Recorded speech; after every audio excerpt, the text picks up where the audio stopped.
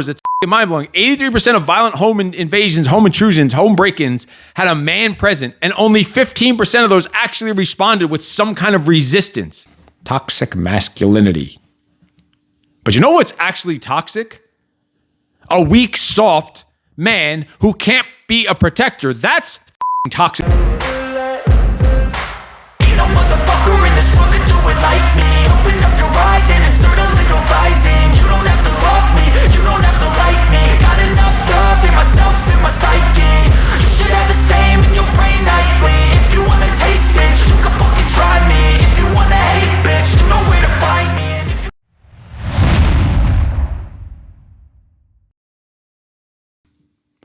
What's up, freaks? Welcome to another episode of the Steve Eckert Show podcast. And if you watched the last episode, this really could be called the Edge of Man podcast. That's because what these episodes are really all about. Last episode was all about the edge of man. This one, we're going to kind of build on that. And we're going to talk about why men need to grow teeth and fangs like a freaking wolf, like a lion. Not you, there's a dog lying on the floor. You heard me say it and he popped up. He's right there sleeping on the floor behind me. A pit bull named Lion. Go figure. Anyway, Steve Eckert Show podcast, and today we're diving into something that should be etched into the bones of every husband and father and man walking on this freaking earth. Because about being a protector. If you can't protect, you can't lead. If you can't protect, you're not a husband. If you can't protect, you're not a father. If you can't protect, you're not a man. That's the way I see it. It's not just your primal instinct. This is your moral responsibility to be a protector. And let's talk about why men need to be protectors, why men need to be dangerous and capable. We're not saying reckless, but trained. First off, let me start with a story. I was on a interview about some of the men's programs we run. We run a lot of different men's program. There's the Squire program for father and sons. We've done the project in the past. Of course, still do the Freak Father Alliance, the men's mentorship group coaching program.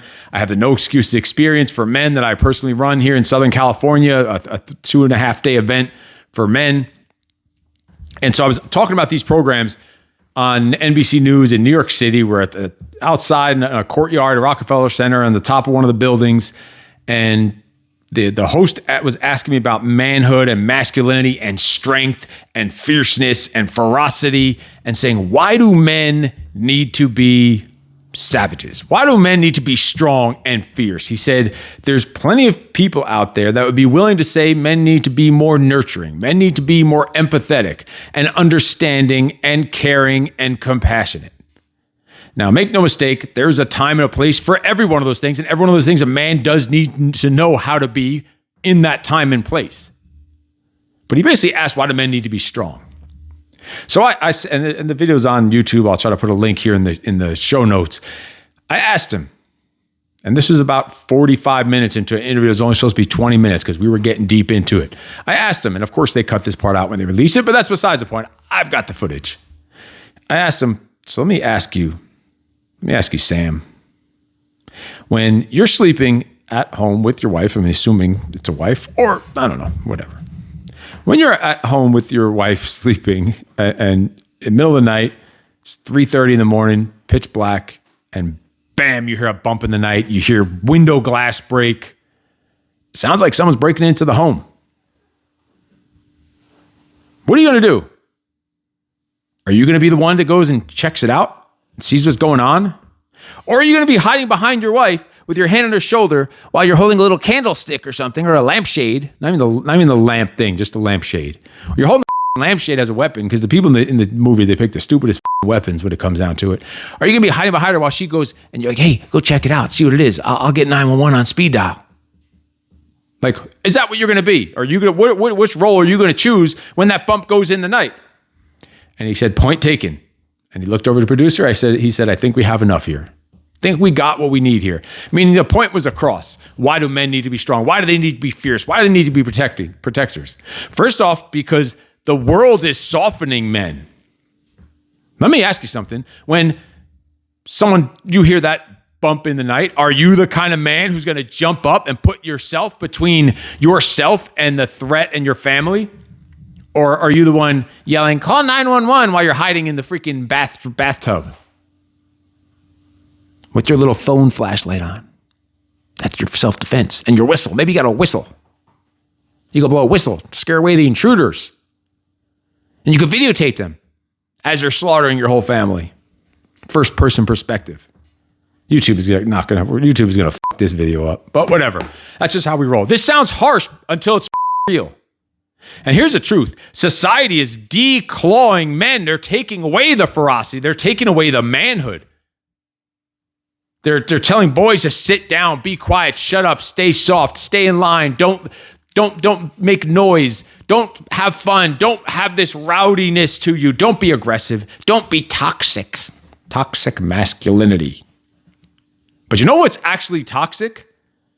A weak, soft man who can't be a protector. That's toxic masculinity. I always thought, actually until just now, I always said there's no such thing as toxic masculinity because masculinity, and there still really isn't, but masculinity in itself can't be toxic when you determine what masculinity actually is. It's impossible to be toxic. You can have toxic assholes, toxic male species, but not toxic men or toxic masculinity because they're not men or masculine if they are these toxic traits. But you know what's actually toxic is little ass, soft, weak man that isn't capable of these things.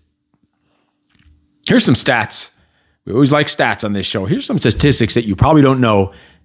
Mind-blowing. We talked last episode about some of the fatherless stats. In 83%, and listen to these, Tyson, you probably don't know these either. 83% of violent home invasions or home intrusions, home break-ins, violent, there was a man present in the home. So burglars are not even waiting until the man leaves anymore. They don't care. They know it's just going to be a weak little ass man in the house. 83% of violent home intrusions, there was a male present in the house. That's crazy. So they're not even waiting for the man to leave and think that they're just like checking it out. Because you know why? They don't care. Because out of those 83%, only 15% of them actually responded with resistance. So that means all the rest, I'm sorry, take what you want, take my wife, take my kids, put the kids in a freaking back of your little white van and just, take good care of them for me if you can. That's what's going on. Think of those numbers. It's mind-blowing. 83% of violent home invasions, home intrusions, home break-ins had a man present, and only 15% of those actually responded with some kind of resistance. Not just sitting and hiding and calling. Yeah, you got to call 911. Yeah, you have to be strategic about it. You're not just going to go running down the stairs, guns ablazing or whatever, but some kind of resistance to hold the line and be that barrier, that shield, that sponge in between the evildoers and your freaking family. And why only 15% of them actually responded with resistance? Because most men are not prepared. They're not capable. They're not prepared and capable mentally, physically, tactically. So let's be real about this. Going to the gym and getting a bunch of muscles, yeah, you want to be strong, sure. But your little gym selfie of you doing your little bicep curls does not make you a protector. Six-pack, yeah, it's a sign of discipline. It's a sign of training hard. I love me a six-pack. But that is useless if you fold under pressure and are a little freaking weasel. Protector status doesn't come from how you look. It comes from how your mindset, how you're trained, how you operate, how you think. And it starts with the man, the father in the freaking home. Don't be the one. There's that picture going around I've seen for a couple of years now. There's like some flood or a hurricane or natural disaster. There's this pudgy little man. He's holding his kid's hand, walking through the water. It's like waist deep or knee deep, whatever deep. Holding his kid's hand. So his kid is walking through this water. Who knows what's in the water? He's got his kid walking through the water with him, holding his hand, while there's another man beside him carrying the man's wife out. And some of those, it's just a picture. Maybe maybe that's not the whole story of the picture. I don't know. I don't care. But it's just symbolic of the state of men these days. Not capable of taking care of their own. Not capable of being a protector. You need to be strong. You need to have your fitness. You need to have your emotional discipline. You need to be well-rounded. Also, you should be into shooting and fighting and self-defense and survival and escape tactics and having your house well prepared. And we're going to do a whole separate episode on just that home prepping aspects. I think it's so important. You should be trained in first aid and applying tourniquets and stopping the bleeding and all the basic first aid, but also self-awareness and situational awareness. All that stuff. You should, we did one of our several of our different men's workshops. There's a drill. It's just a dirt hill where a man has to carry another man up a hill or climb a rope or do some monkey bars. Like, you should be able to do all those things. I tell them, listen, you and me, listen, bro, we can't be friends if you can't carry me up a fucking hill. I'm only 180 pounds. You can't carry me up a hill. We are not cool. Because what are you going to do when I'm freaking knocked out and I need to be helped out? Can I count on you? Can I rely on you? So we're going to be going into the next couple episodes on home prepping and also just getting your house in order in general. And last week we talked about the edge of man. All these episodes just flow into one another. And so a protector, what is, and we talk about masculinity and what does masculinity mean? Why is there no toxic? We've done entire episodes on it, but just recap it. Like, a masculinity is a man who's capable of being a protector. That's one of the pieces to it. We're not going to go into all of them. We did a whole episode on it, but he's capable. He has what it takes. He has what it takes. People can respect and feel safe around him. His family respects and feels safe around him. Look at him like, okay, daddy's got it. We don't have anything to worry about. Daddy's got it. He will take care of it. He's the protector. He's disciplined. He's dependable. He's always on Overwatch, got the spotlights from the guard tower. He's a man of fire, of purpose and passion and of power. And he's well-rounded, a violent warrior, savage servant. So what does it mean to be a protector? You need to be a physical protector, train your body, know how to fight, know how to move, know how to carry yourself. You need to be a situational protector, situational awareness, keeping your head up, know your environment. Stay off your damn phone when you're in public. Like, know what's going on around you. Be aware of what's going on around you. You need to be an emotional protector. Protect your the peace in your house. Don't be the chaos that comes into the home. Bring order to the chaos. And we're going to have a whole nother episode on getting your house in order. And we've had several episodes that were similar or along those same lines. Why these all could be called the Edge of the Man podcast. You need to be a moral and spiritual protector according to your mission, your vision, your values, your goals. Like, you are the leader, the moral compass, the trajectory of your home and the core values of your family. That you stand for something. Now, you don't need to be John Wick or a Navy SEAL, but you better not be useless. An incapable man is a useless man. Like, be an asset, not a liability. And watch that last episode about edge of man. That's the first step of it. You need to have that edge of man. That's going to enable you to be a protector. So you could stand up for and protect those that can't protect themselves.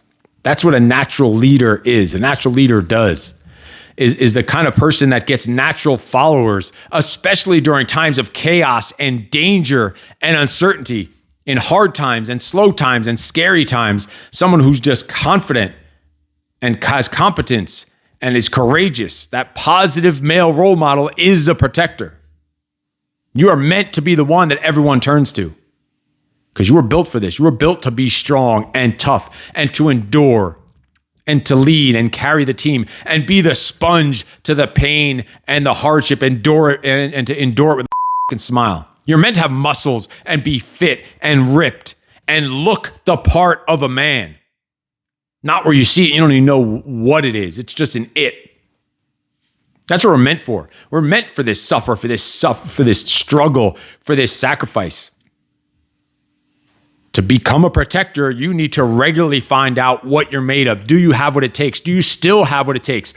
Are you capable? You need to know that you're capable, that you won't crumble under the pressure and make freaking excuses when goes downhill.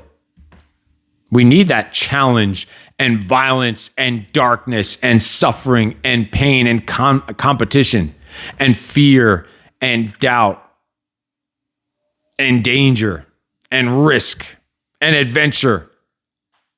That's all part of being a protector, living and thriving in any of those realms with strength and stability and leadership, being the shield, being the sponge, knowing that pain is permanent. You can handle the pain and the stress and the adversity. You could take the beating and still stand strong, stand firm, stand tall, run towards the danger, be the one, the buffer in between danger and your people. That's what brings hope to your people. That's what brings hope and respect in your people. When you are ready for whatever, to do whatever it takes, you kill that inner inside of you and unleash that civilized, savage servant of a beast that's in you as a man. I'm not saying you got to walk around with nunchucks and a bulletproof vest. Unless that's you, then that's cool. Then walk around with the fucking nunchucks. Bruce Leroy. But you can't be the guy who panics and freaks out. Oh my God, my Wi-Fi signal's out. What am I going to do? I can't survive. Don't be that stooge.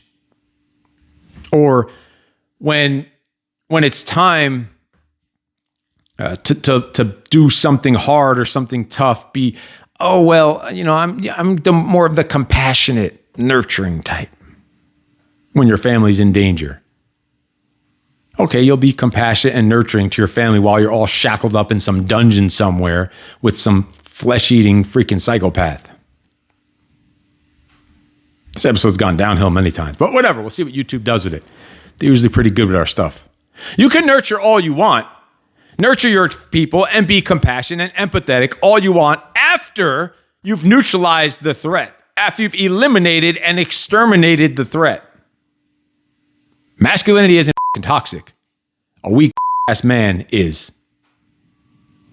So teach and pass this on to your sons because they also should be protectors and your daughters should know how to protect themselves also. We teach our kids to work hard and get their college degree and maybe even if we're stretching it, go lift some weights. But you teach them how to scan a parking lot, how to pay attention in a restaurant to look for danger and odd situations and what's off, what stands out, what's different, how to protect their mother and sister and innocent people who can't protect themselves, how to stand tall and firm and confident when everyone else, including grown men, are folding under the pressure. You're not raising boys. We're raising men. We're raising watchmen. We're raising men on Overwatch. You need to raise savages is what you need to do. So I have this challenge for you. Pick one protector skill that you need to develop, whether it's a self-defense class, go shooting, go get some shooting lessons or something. Do some situational awareness drills with your kids. Have a conversation with your son about something in public, about what could go wrong, what are the different situations. Train it, practice for it, discuss it, repeat it. Like, make this shit fun. Make it every part of day of life. Do security checks around the house like we do before we go to sleep. A security check. Clear the house. Learn how to clear houses. Learn weapons safety and firearms. Learn how to shoot. Learn how to shoot different types of weapons. Learn how to use different. Learn how to fight. How to defend yourself. How to have situational awareness. Turns into a game. So I'm going to challenge you to make this a game. Plan this out this week. Make it happen so you can maintain this edge of man like we always talk about on the Steve Eckert Show podcast, because you're not just a man, you are a protector, you are a guardian, you are a father. The world may not care or notice or thank you, but your kids will sleep better at night because you are a protector. You will sleep better at night because you know you are capable and a protector as a man. So if this episode lit a fire under your ass, share it with another father, a brother of yours, or a protector in training. And make sure, of course, you put your comments down below. What does being a protector mean to you? What are you doing to make yourself an even better protector? And if you want to be surrounded on a regular, weekly, and daily basis by other men of fire who are also protectors, so you could be around like-minded men, apply to join the Freak Father Alliance if you want more Edge of Man training just like this. And if you want to be part of this mission, the Freak Father Alliance Men's Mentorship Group Coaching and Accountability Program, where we help men develop a no excuses mindset so they can build more muscle, make more money, and have more meaning, and finally attack this mission to create their ideal lifestyle with time freedom for their families. You could also go to freakmode40.com and get a full free course so you can start putting these daily disciplines and habits into place so you can be a better father, husband, leader, man, and protector. I will see you on the next episode of the Steve Eckert Show podcast. And in case no one told you yet today, you are freaking awesome. No excuses.